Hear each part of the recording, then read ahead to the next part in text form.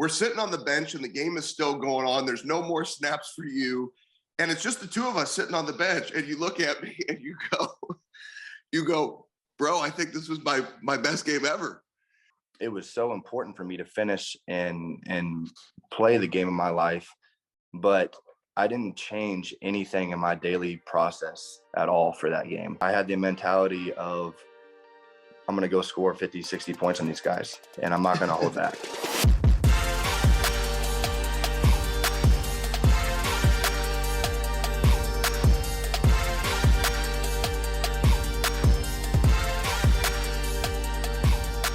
Welcome back to another episode of The Burn. I am Ben Newman, and you know every single week we are going to bring you stories of athletes, celebrities, entertainers, individuals in the business world talking about their burn, talking about that fire that lies inside of them that ignites why and purpose, that then causes them to take the necessary action on a daily basis in order to figure out what it looks like to achieve at a high level. Today is a really, really special opportunity for me. And when you talk about the burn, there have been a handful of episodes where I share a burn with our guest. But one of the things that's interesting about today's interview is not only do we share a burn, but we had the opportunity to work together for years at Kansas State University. And I've been waiting to have this opportunity now that he's graduated to be able to have this conversation.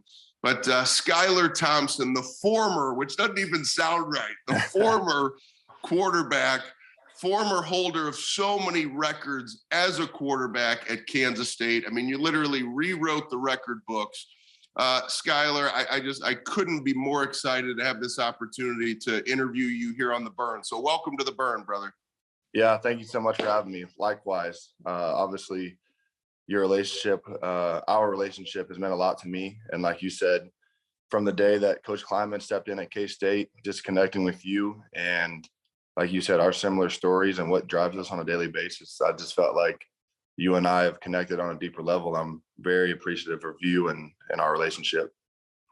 Well, I appreciate you so much as well. And, you know, the beauty of this, and maybe we'll get into a little bit, is that, you know, sometimes people don't necessarily realize the work that we would probably do together, right? They think, oh, I might just run in and give a locker room speech. But, you know, working day to day with somebody who understands like you do what hard work looks like, you know, it really becomes an iron sharpens iron opportunity. And I look forward to the continued opportunity to do whatever I can, you know, as you take it to the next level in the NFL. And we'll get to that.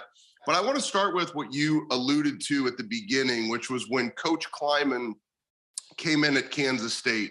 And I don't know if I ever actually shared this with you, but the moment he called me and he said, "You are not going to believe this." He said, "Our starting quarterback is a kid named Skylar Thompson. And Ben," he says, "this young man lost his mother at a young age to cancer." And he was like, "You guys have a similar heart, and I cannot wait for you guys to have the opportunity to meet." And I remember the conversation to this day. I got goosebumps. I was like, wait a second, coach, what are the odds that would be the situation? And then you and I had the opportunity to get on the phone and to talk about that similar burn, losing a mom. And, you know, many people, they experience loss. But tell me how much your mother means to you. Talk about that burn, talk about that fire, as well as your grandfather. I know you had to experience loss early on in life, but how much has that burn and fire, what has that really meant to you on your journey of life? Yeah, well, it's been everything, honestly. And yeah, so shoot, I was 5 years old. Remember it was a tough time for me and my family. Obviously I was very young. I think I was in kindergarten, and my mom got diagnosed with stage 4 breast cancer. And then my grandfather, my dad's dad, got diagnosed with pancreatic cancer, and both were given a short time to live. And at a time, you know, where I was very young and that didn't make sense to me what that was. I had no idea what cancer meant, you know. So my dad was just basically explaining to me that they both were very sick and that our lives were going to change a little bit. And, you know, my dad, you know, my mom was obviously stage 4. I mean, the doctors gave her months to live and basically said, like, you have the option to get treatment or to not get treatment. And really getting treatment is pointless at this point. You're better off to live your life, do what you want to do, and get that accomplished. And, you know, I think this is what kind of instilled just my mentality every single day is, instead of my mom just listening to the doctors, okay, you know, my life's coming to an end, I'm going to live it. No, like she decided to go get treatment and to face her odds of beating it. And so my dad drove her around all around the country to the best cancer treatment centers in the country, to give her the best treatment possible. And you know, she ended up passing away on May 11th, 2004, and then my grandfather passed away a couple months later. So we lost. I lost. My dad and I lost our two most meaningful people in my life at the time, and both were sitting there I'm sitting there looking at my dad of what are we gonna do now? You know, what's next? And you know, there was a lot of things that transpired. My dad remarried a couple years later. We moved to Kansas City and kind of got a fresh start. And you know, my promise to my dad was, hey, if we move, you got to let me play football. And so he said, let's go with it. And my dad has no background in football, still to this day.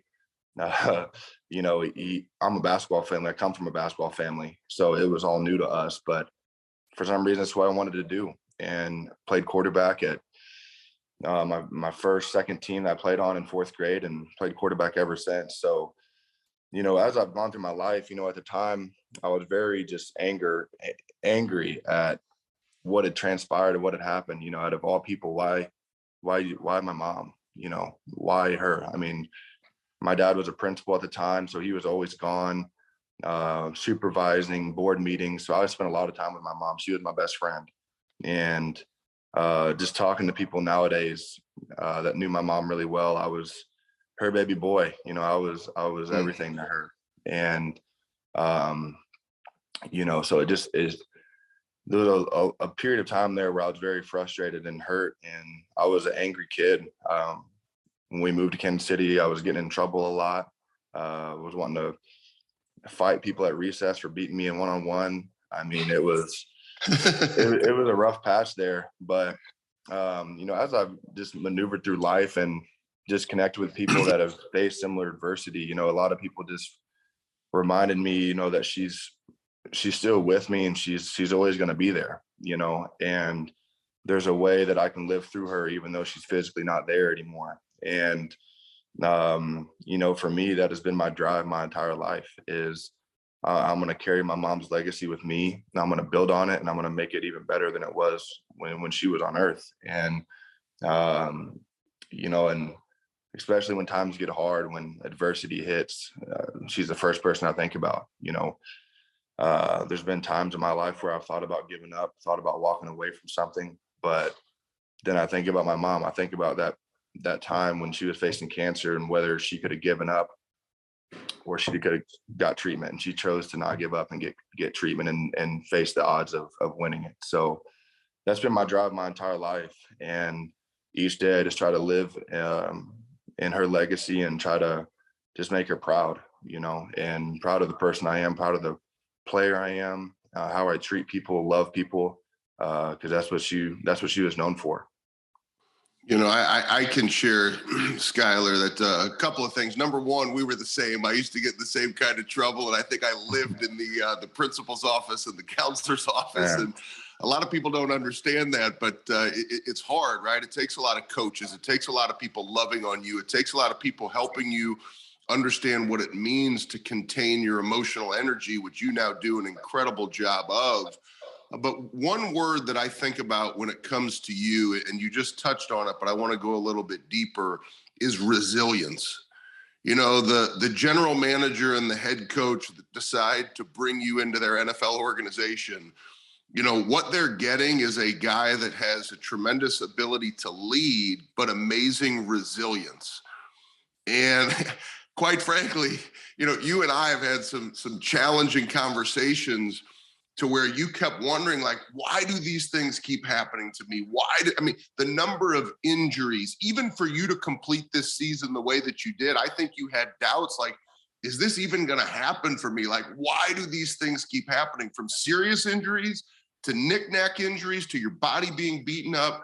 So how important has it been for you to reconnect back to that burn, that fire that your mother instilled in you, for you to become that resilient to take on challenge and adversity?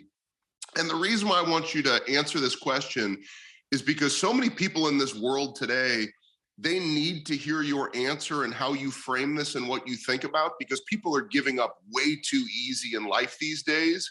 Mm-hmm. And you fought through from some significant injuries and challenge, whereas you mentioned most people would have quit.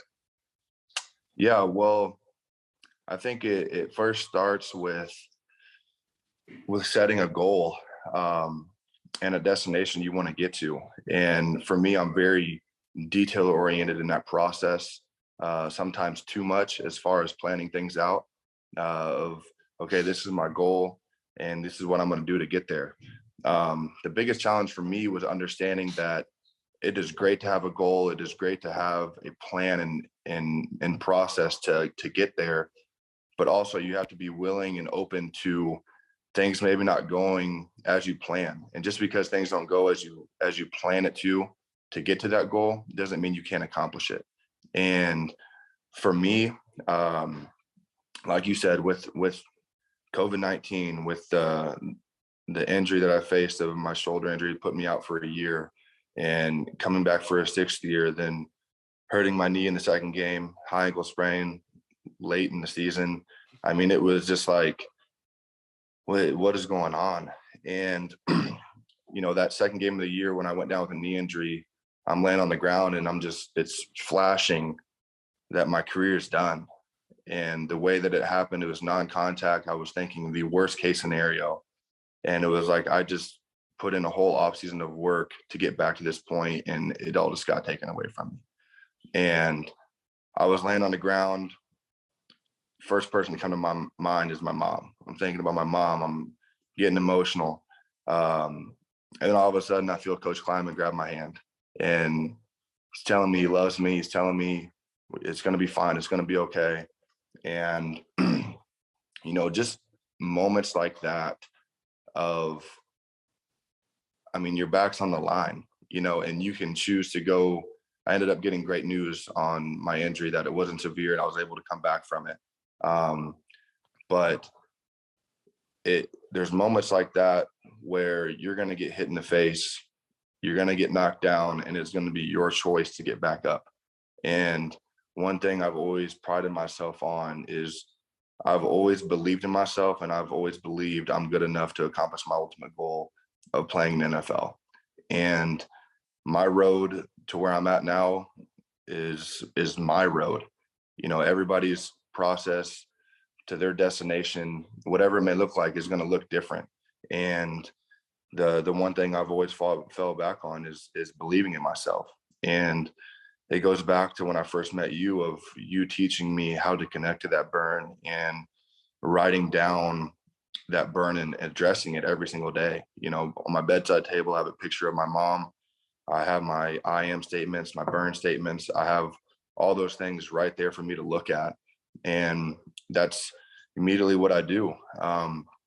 When I went down with a couple of my injuries this year, I just went back and connected to those things and really read through them and thought about it and thought about my mom. And it instills a never give up mentality in my blood, that there is no option to give up. And even if this is not what I expected to happen or wanted to happen, it's not going to take me away from getting to where I want to go.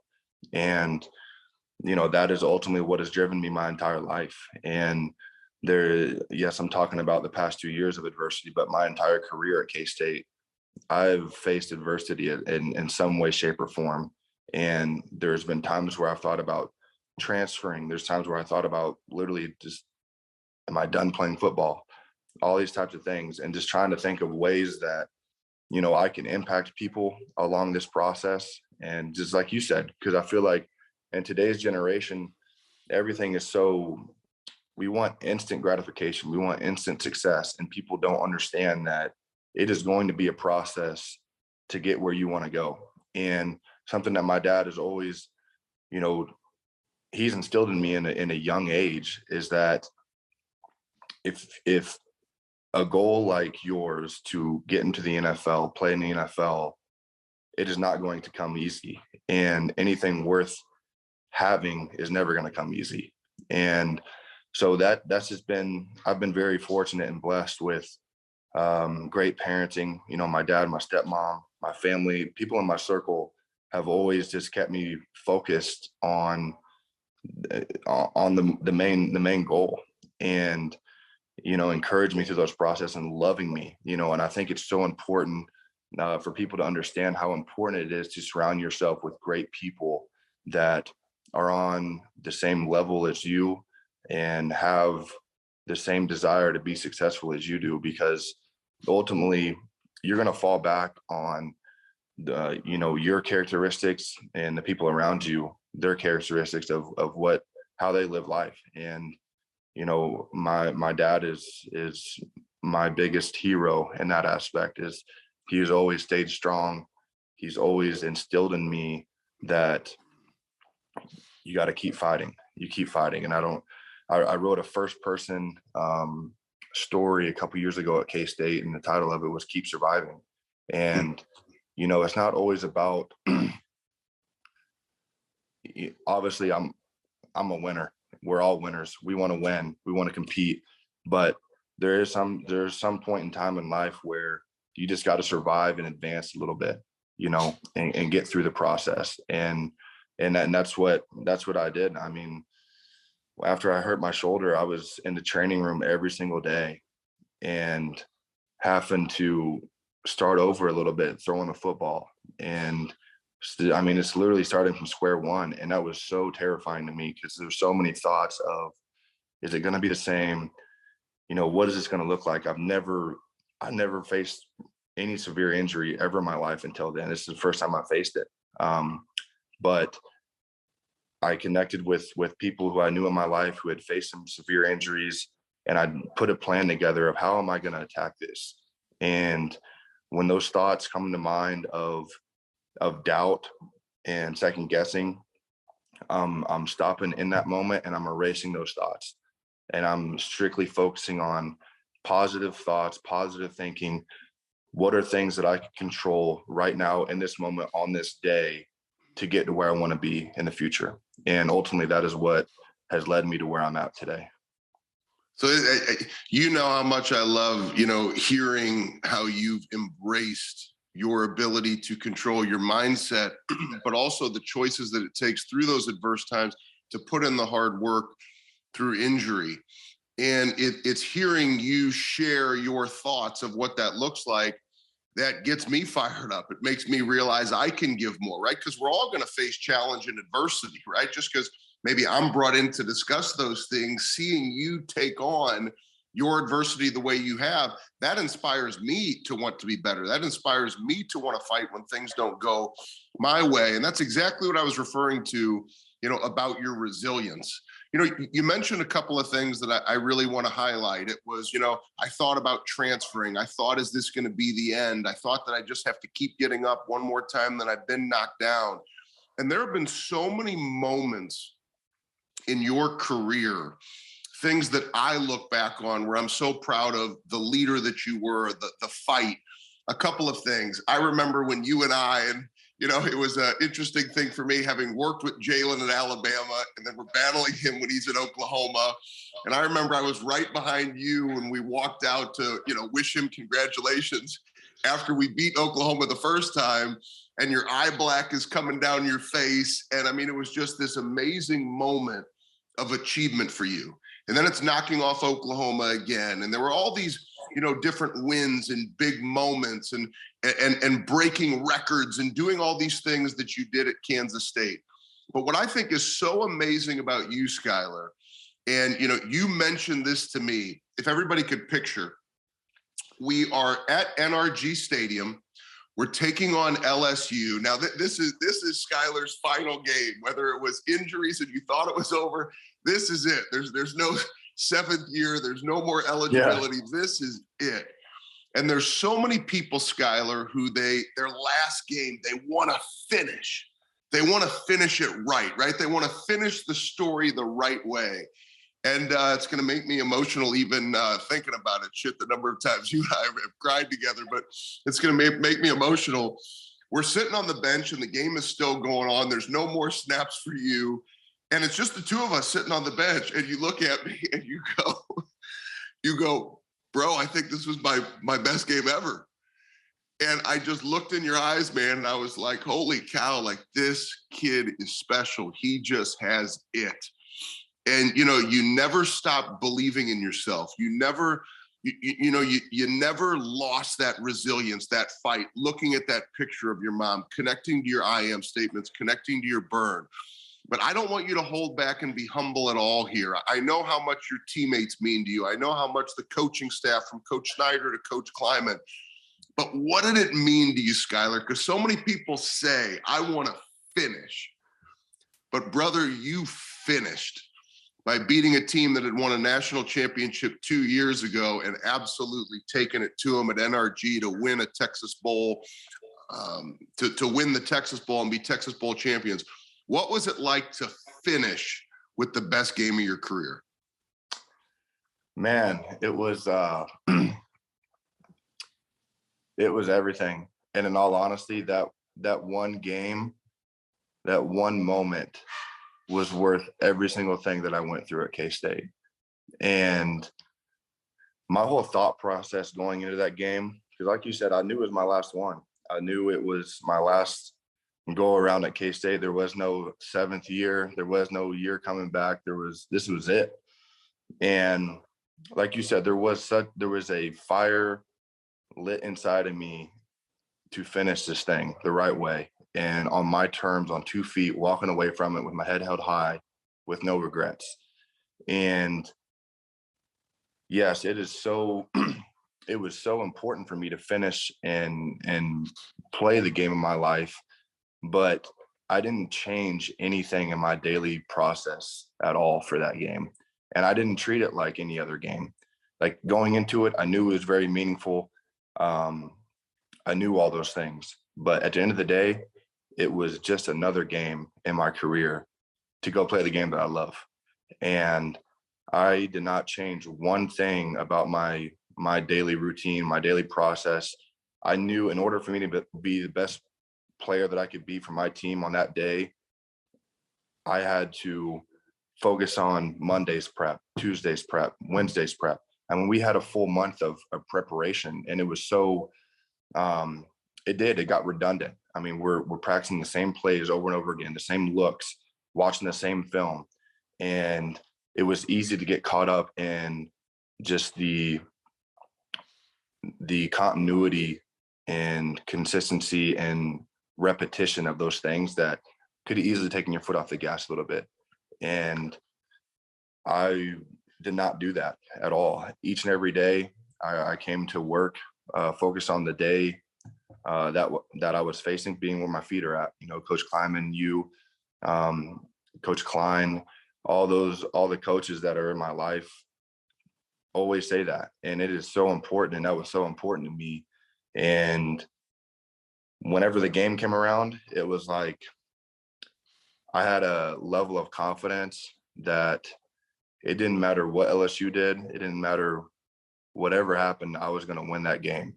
And I had the mentality of, I'm going to go score 50, 60 points on these guys, and I'm not going to hold back. And that was our mentality. That was Coach Klein in our pregame meeting.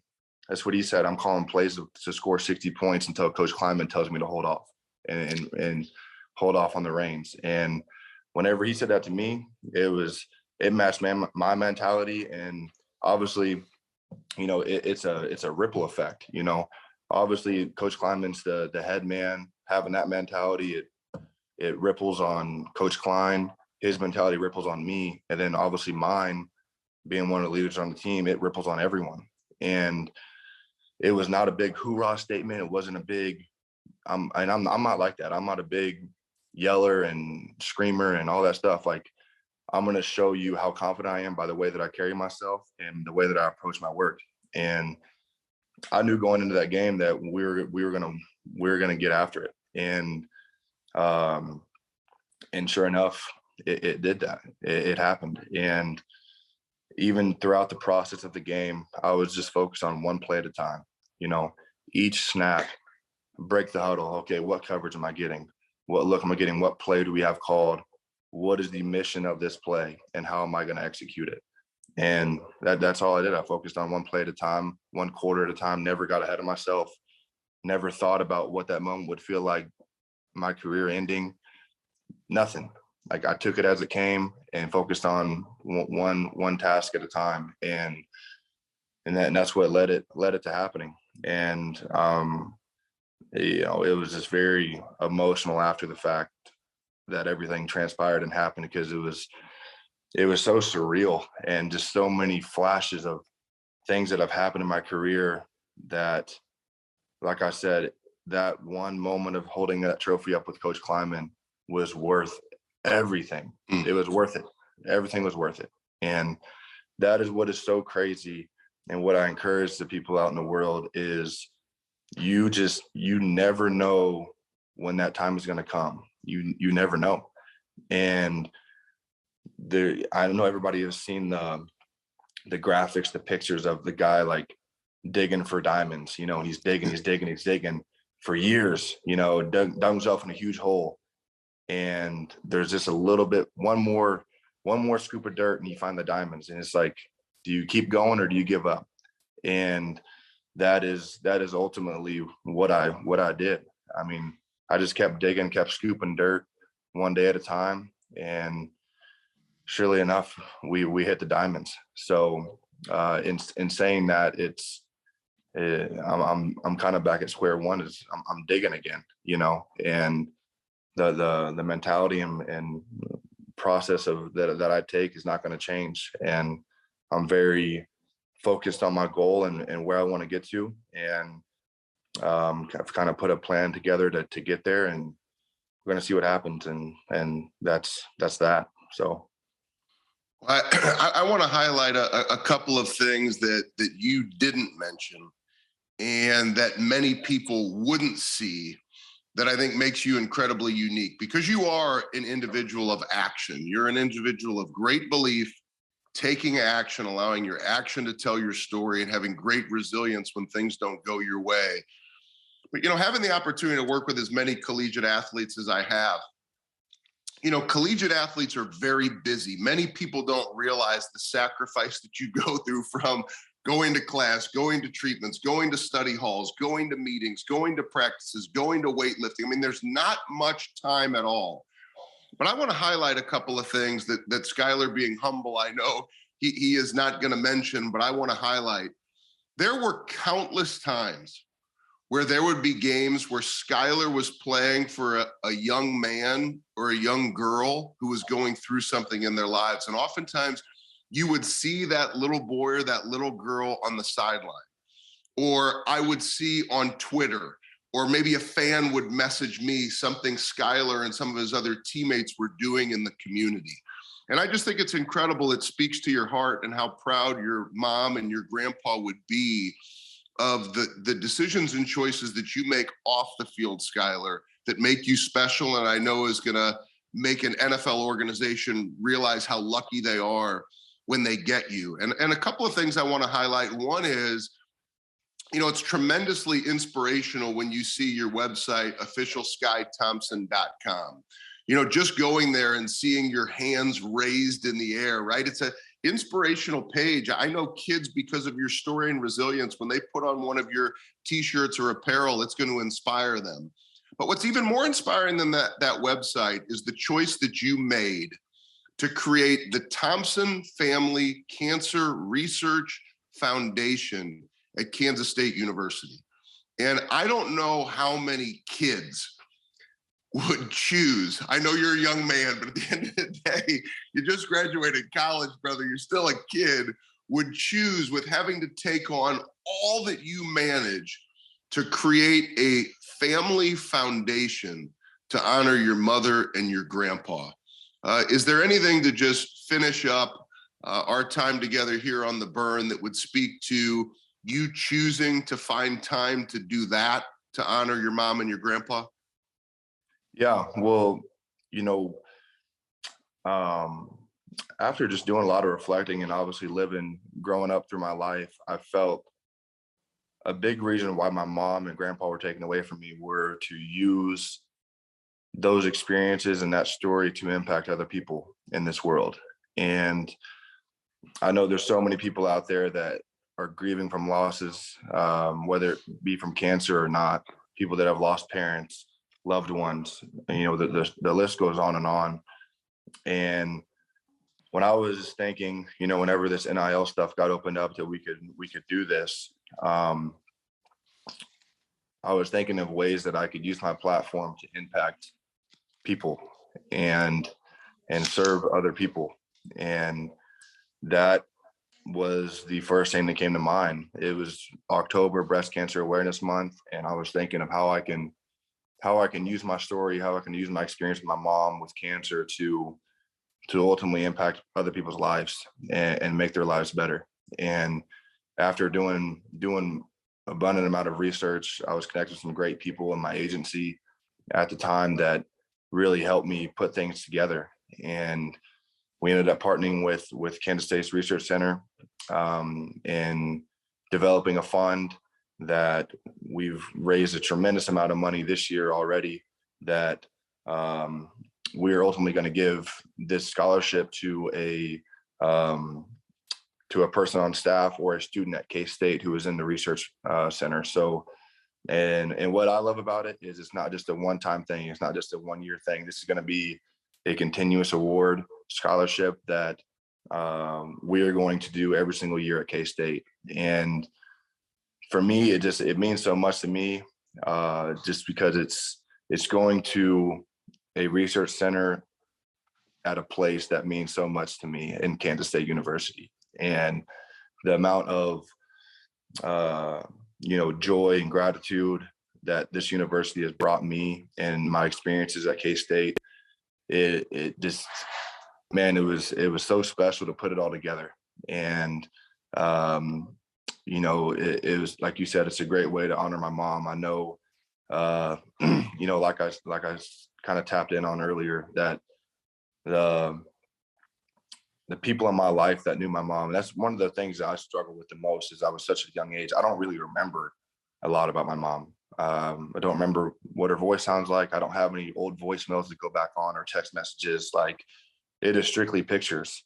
And so when I talked to people that knew her really well, everybody said she had a passion for life that couldn't be replicated. And the way that she loved people, the way she had passion for winning and everything, it was like this foundation is her, and it symbolizes her. And I know my family is very excited about it. I'm excited about it. And ultimately we're giving back to a great cause that's going to impact the world. And that's what I'm here to do, make the world a better place. And ultimately that is my main goal. Obviously football is what I do, but it's not who I am. And it took me a while to figure out, to be honest with you. But I really felt like over the past couple of years, it really started making sense to me that, my identity doesn't lie in football, and I can be a successful person with a football in my hand or not. And that is what I'm here to do.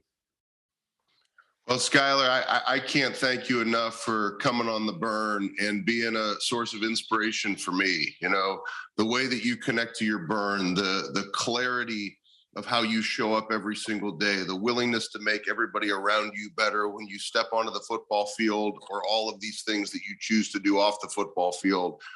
You definitely inspire me, and I appreciate you more than you probably even realize. And brother, I love you. I appreciate you, and I will always be in your corner and cannot wait to watch you continue to attack this next level of your journey in the NFL and the impact you'll continue to have.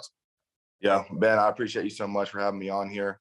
And like I said, just your concept of the burn, bringing it into my life is impacting me so much. And you know what I really loved about it is, you know, I've always connected to my mom. I've always connected. I've always had that burn, but putting it on paper and the whole process that you put together for me with the Prize Fighter Day, all those things, just connecting to it on a more consistent basis, it's changed my life, and it's something I'm going to carry with me for the rest of my life. So I appreciate you and our relationship, and looking forward to what's ahead of us for sure.